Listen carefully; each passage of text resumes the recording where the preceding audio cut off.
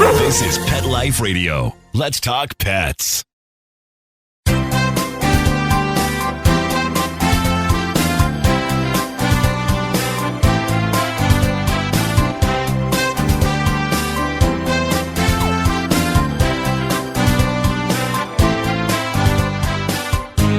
And welcome. Good morning, good afternoon, whatever the case may be. You're here live with Dr. Jeff Werber, your host for the next 30 minutes here on Pet Life Radio's Ask the Vets with Dr. Jeff, your live call-in show. Call in. We want to hear from you. Some easy ways to do it. First way, the good old-fashioned phone, 877-385-8882. Once again, 877-385-8882. Toll free. Call us and join us. A better way is to join me live here on Google Hangouts. It's easy to do. You're just going to click on PetLifeRadio.com, go to shows and scroll down to Ask the Vets with Dr. Jeff. And if you scroll down on my page, you're going to see a box left by our producer, Mark, and it is going to have a Google Hangouts link. Click on the link, follow the prompts, and it's easy, and you can join me here live right away as we speak with your pet in hand about whatever you want to talk about. Hopefully, if you have a pet that is lap size or just sits a pet that can sit next to you, then have him or her on with you. And as I've been saying this for a while, get used to this type of communication because around the corner are going to be quite a few what we call telemedicine or telehealth opportunities for you to not have to jump in a car, not have to run to the doctor, not have to fight traffic, not have to sit in a waiting room, and you can have your pets seen, and I put that in quotes, and depending on the relationship with the person taking the call, i.e. if it's one of your own doctors, actually in every state can diagnose and treat as well. As long as there is that relationship, we call that a VCPR, a veterinary client-patient relationship. So I know those of you who join me here every week on Pet Life Radio's Ask Us Dr. Jeff, you do know that I kind of like to peruse the news. And I'm also going to talk about something. I want to talk about something today that's going to be a sort of prelude. We're going to be discussing different holiday topics. And of course, we're going to get, as we get a little closer, maybe closer to Thanksgiving, certainly Hanukkah and Christmas, we're going to give some caution, some warnings about some of the things we really need to keep our pets away from. But one thing that I do want to, we're going to talk about today is something called pica, P-I-C-A, pica. So we'll get to that. And it's not, if you remember those of us that were trained on old typewriters, can you remember those days? Well, remember there were two sets of types of keyboards and the printing based on the size of the printing, whether it was 12 or 10 characters per inch. And there was Elite and Pica. This is not that Pica. That's all I'll tell you. But we'll talk about that. Anyway, so one story that came out, and this is so real, and I'm more sensitive about this now because I have to tell you that one of my new associates, who's a phenomenal guy, his fiance, they met in vet school, is a veterinary dentist. So she actually finished her residency, sat for her boards, and she's now a board certified veterinary dentist. So of course, when I'm sure this is what they talk about when they're home, are pets' teeth. So he's very, very aggressive with teeth, which is good. And this is from the American Veterinary. Don't ignore your pet's teeth. It says your basically veterinary dental care, which is really good, can alleviate pain and transform pets' lives. Now, I know about this firsthand only because as we started learning more and more about dentistry and oral hair and what we can do at home to maintain that oral care, as we know, dogs don't always complain. So when a dog seemed fine, but we would look at the mouth and it was horrendous. Okay, so what we would do then is obviously discuss cleaning the teeth, and we would take oral x-rays. We'd see some bad teeth. We'd pull them. And what's so interesting that we get after the fact is the client will call us and say, I don't believe it, but you gave me back a new dog. She hasn't been this active in years. And so we realize that as we're doing more and more dentistry, we're realizing that we do need to take a better care of our pets' teeth. So while we're talking about this, and we just have a caller. So hello, caller. Can you hear me? Yes. Hi. Hi. This is John from I'm calling from Holland, New York. Oh, how you doing? How are things in New York? Nice and cold? Let's see, 10 to 15 inches of snow we got. Oh my God. It's funny. In one day. I'm here in California, but I have to tell you that I'm a big snowboard idiot, and I got my first trip in a couple of weeks. So I'm hoping, I'm going to Park City. I'm hoping we get that kind of snow. Oh, that's great. So what can I do for you? Okay, we have two dogs. One's a Shih Tzu. She's like 13. She's like I don't think she can see, and her hearing is shot. Okay. So she's on the verge of, and then we have another one. He's like 2 years old. He's a cocker. My thing is, Okay. I know animals experience grief. So when it's time to put her down, should we bring him with? This is a really, really interesting question, and we talk about this often. And the answer is, and I hate to be evasive, there's no right answer. I would say that if they seem to have a really close bond, I will tell you what I've done in the past. I have had my pets around when we would put a pet to sleep. Of course, I have the luxury of doing it at home, and I do this for many, many, many of my patients. I do house call euthanasias. I just found that doing it at home sometimes gives them a little more comfort, knowing that they're spending their last moments with us on this planet in their comfortable environment with the people they love around them, etc. Don't have the stress of being in a vet's office. And it works out very well. And a lot of my clients really appreciate it. And so I've always had the other animals around. Now, I wouldn't force them to stay there, because sometimes they sniff, they get up and they walk away. And that's totally fine. But it wouldn't be a bad idea. And I will tell you, as far as the pet's grieving is also something that's interesting. I would imagine that though your Shih Tzu is 13, she's blind, she's deaf, and you've had your cocker for 2 years, the Shih Tzu still may have been the dominant. Often when we do bring even a new dog, a puppy, into a home with a resident dog, despite size. I mean, I had Labradors and I had a little rat terrier, and the rat terrier was the first in the house, and she was the boss. And the big dogs could have stepped on her, but she ruled the house. So I think that there's no right answer, wrong answer. If you think that their relationship was such that he would like to, and as I said, don't force him to be there, but let him sit there and see if he's there. But most likely he will recognize the loss when she's no longer there. How he responds after that, we just don't know. They definitely know. All right, yeah, because I heard a podcast last week about talking about an elephant was so close with another one, and that elephant had died, and the elephant that survived kind of just went into molting, couldn't eat, and finally lay down and passed away like a week later. First of all, elephants are known for that, by the way. They definitely have a bond. And let me just share a quick story for everybody out there. This is a story that blew my mind. We have a large animal sanctuary out here. If you remember the actress Tippi Hedren, so Tippi from The Birds, those of you who, I'm sure my producer knows exactly who I'm talking about. But anyway, Tippi had a rescue. It's a sanctuary called Shambhala out here in Acton, California. So anyway, they had an elephant, and it was a big bull male elephant. And they had heard there was an elephant. By the way, the elephant had been there for years and years. Elephants live a long time. And so they had heard there was a zoo that had to find a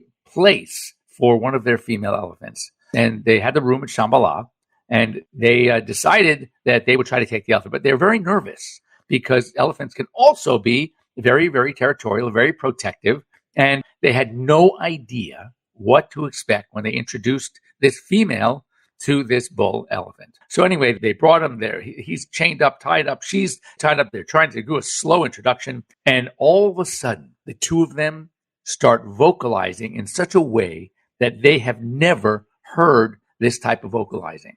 And as they get closer, these elephants, their trunks are intertwining. They are all over each other. It was the weirdest things with these crazy, it was almost like a whine, a cry. And so P.S., they started doing some research, and they found out that these elephants were from the same pod like 30 years before. And they were rescued, obviously separated, and when one went to Shambhala, one went to the zoo, wherever it was, and they were reunited.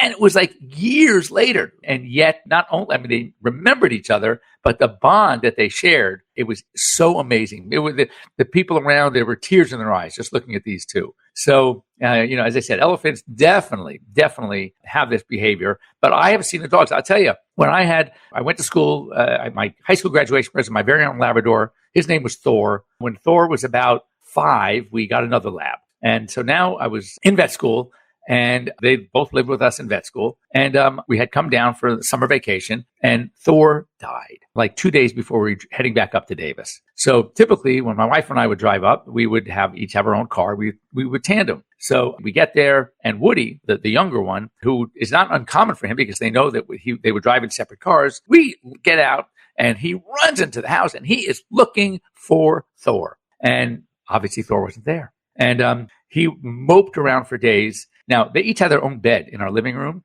and they would never, Woody would never sleep in Thor's bed. Never. That was a no-no. And he went up to the bed, sniffed it, got on the bed, circling the bed, and started to cry.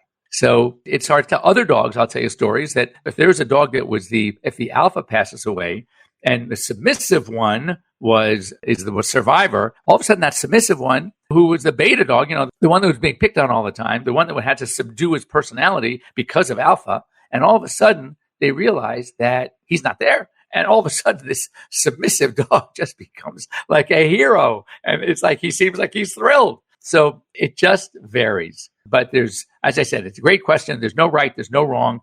I believe your cocker will sense the loss of the Shih Tzu. And but how he'll react, we just don't know. So, if there's someone around there, I don't know if you've even thought about it. I don't know if it's offered in your area, but house call euthanasia is it's really something. It really is. So you might think. Yeah, my son. I called you a few years ago. My son is right now. He's a senior in Medina. He's a licensed vet tech now, and he's already applied to I guess 2 or 3 colleges so far. Kent and Ohio University State. For vet school or for and Cornell. But he's Cornell, still waiting. Great. Cornell is a great school. He's kind of getting. There's always a battle. Always a battle between Cornell and Davis. Davis is number one again. It was when I was there, but then Cornell took over for a number of years, and so now Davis is number one. Cornell is number 2. You can't go wrong. Ohio State, Cornell, Colorado State, North Carolina State, Penn. If you can pretty much get into any vet school, you're going to be fine because there are so few and they are so tough to get into. Yeah, because I know you said it took you like 7 times to get in, and he's getting so impatient because he hasn't heard anything back from these schools yet. Yeah, just have him wait. It's funny. It took me 4. You have a really good memory. And the reason that I kept going was because one of the vets that I worked for applied 5 times. And when I told him I had gotten rejected again after my 3rd application, he basically said, and I was told I will not ever get into vet school. He told me, I remember you said screw him. You reapply. And I did. And I got in on my 4th. So, it's agree. He goes to school full time, and he's got 2 jobs.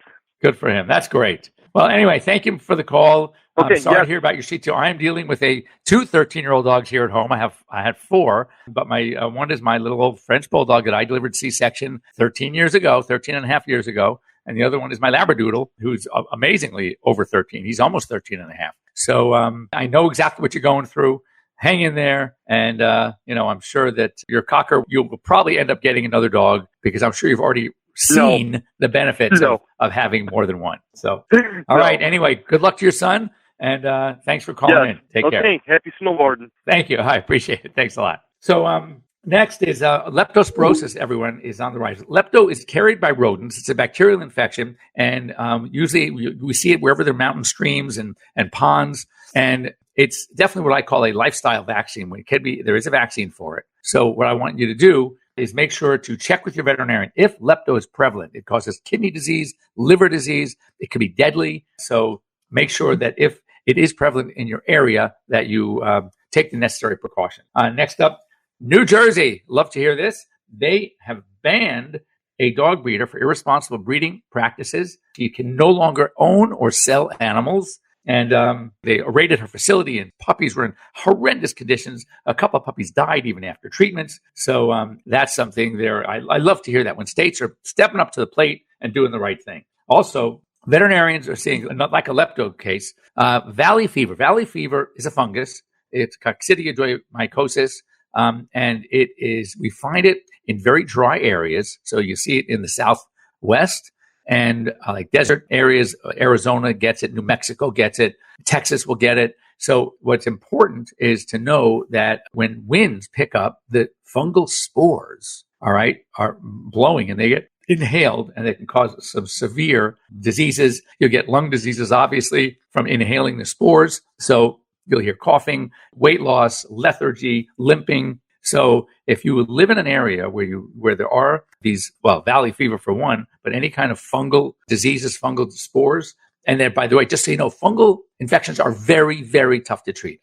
Very difficult and long-term.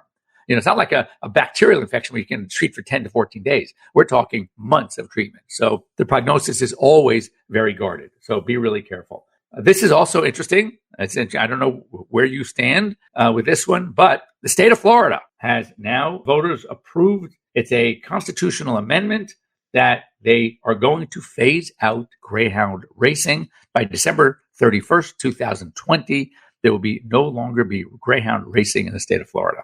And I mean, already, and be prepared, by the way, because there are so many greyhound rescue organizations, because after they've had their 2 years or 3 years on the track, they're like discarded. It's terrible.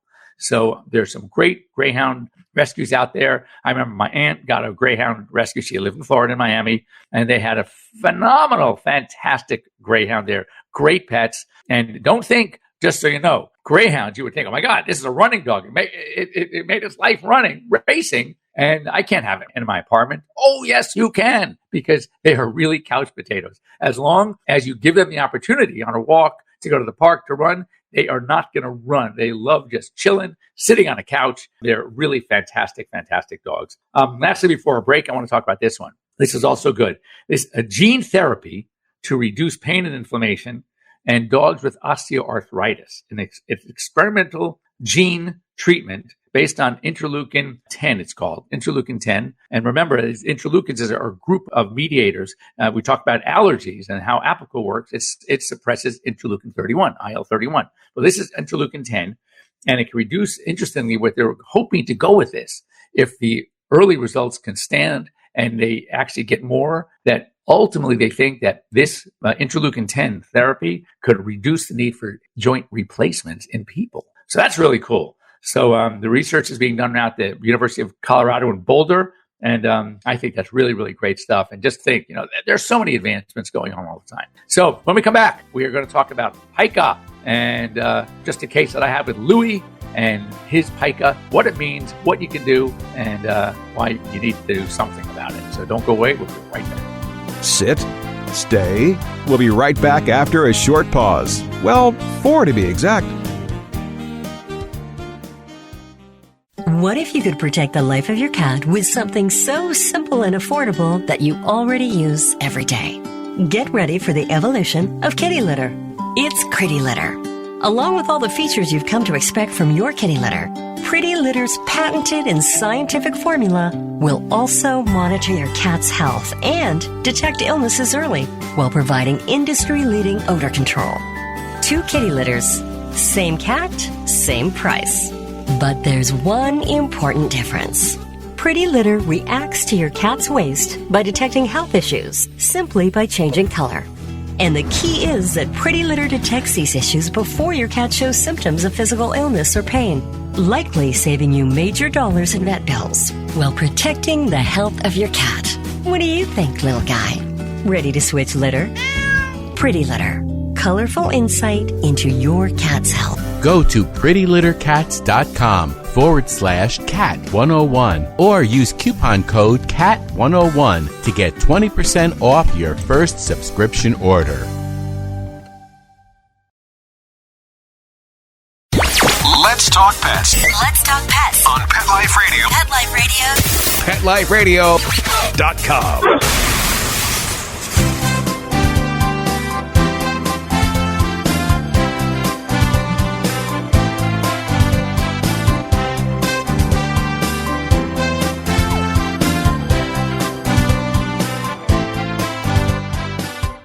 And welcome. We are back here. You're here live with Dr. Jeff Werber here at Pet Life Radio's Ask the Vets with Dr. Jeff. And we're going to talk about pica. So I get a call last week from a cousin, and his good friend has a dog who was taken to emergency because she was sure he ate a rock. A rock, I say? Are you talking about a rock? He says, not only was it a rock, it was a big rock. And I'm thinking, how the heck would a dog eat a rock? He's a big dog. His name is Louis. So anyway, you realize that some dogs will eat inanimate objects. And again, with holidays coming along, and they're going to be not only things like food stuff, but there's going to be boxes and decorations. And you'd be amazed that some dogs like to eat anything. So sure enough, they had taken to the emergency. The emergency wanted to spend, it was going to cost them zillions of dollars to take this thing out. So they sent me the x-ray. Sure enough, there's a rock in the intestine. And I'm not talking pebble. I'm talking rock. So it's kind of coursing through, and it's been moving through, and we give the dog some fluids and see how far, if we're lucky enough. I mean, the truth is there's an outflow tract of the stomach called the pylorus, and it's pretty narrow. So my thought is there are a couple of spots that are just difficult for things to pass. One is the pylorus. Well, I already got through that one. So maybe we'll keep going. And then the next one is the ileocecocolic junction. And that's also a very narrow spot. There's an area called the cecum, which is sort of vestige. It really doesn't serve much of a purpose now, but it's an area where things can kind of get lodged again. So we were worried about that. And then usually once it gets into the colon, we're pretty safe. So P.S., we're watching this thing and it's stuck. It's there. And interestingly, the dog was not vomiting, which is so bizarre. Usually they vomit, but no poop, of course, because nothing else can get through. And it wasn't eating, probably, which is why it wasn't vomiting. But usually even when not eating, there's going to be enough gastric secretion and no place for it to go. They will spit up that yellow bile. I'm sure you've had dogs in the past that have thrown up that yellow bile.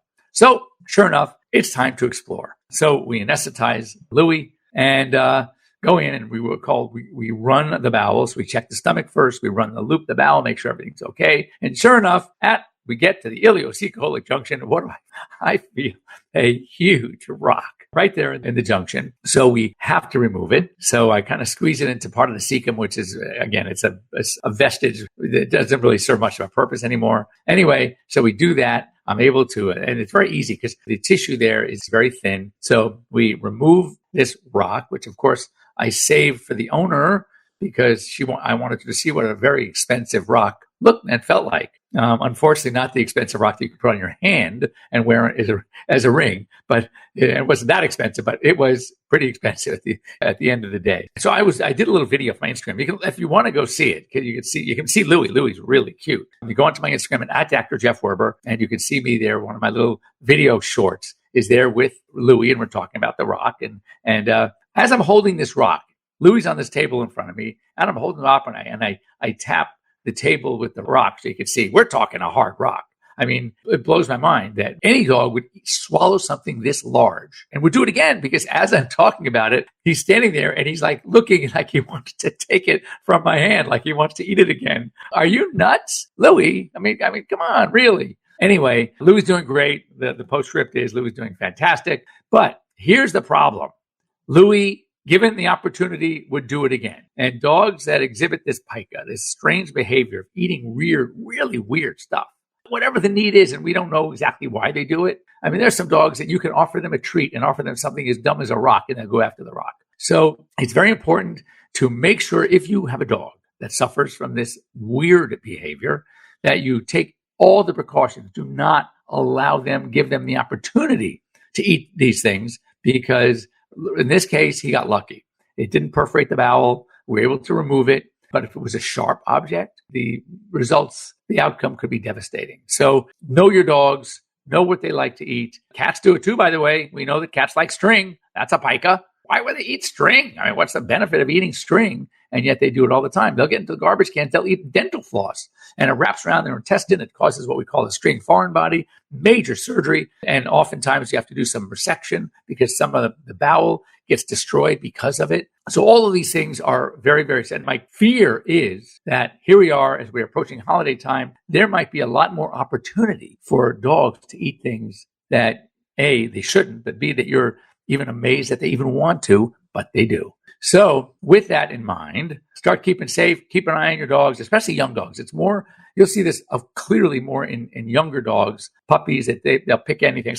It's like when you give the kid, right? You have this little young child and they get a gift and they're more intrigued by the box than what's inside of it. So they'll open it, put the toy away, they get whatever it is, and they want to play with the box. That's kind of a dog with pica, that they're more intrigued by something that is the dumbest thing in the world. You think, why would they want to eat that? And yet they do. So keep your pet safe. We're going to talk more as we get closer to the holidays. We are going to cover a lot of foodstuffs, a lot of warnings of how to handle your pets when you have all this company, people coming over.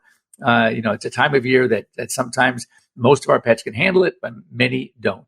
So we need to talk about those things as well. If you want anything else on the plate, pardon the pun, of something we can talk about here on Pet Life Radio's Ask the Vets with Dr. Jeff, send me a note. You can get a hold of me at drjeff@petliferadio.com, You can join us live on our show, as we just had a great caller. And we'll try to help you through whatever you need help with when it comes to your pets. Have a great week, everybody.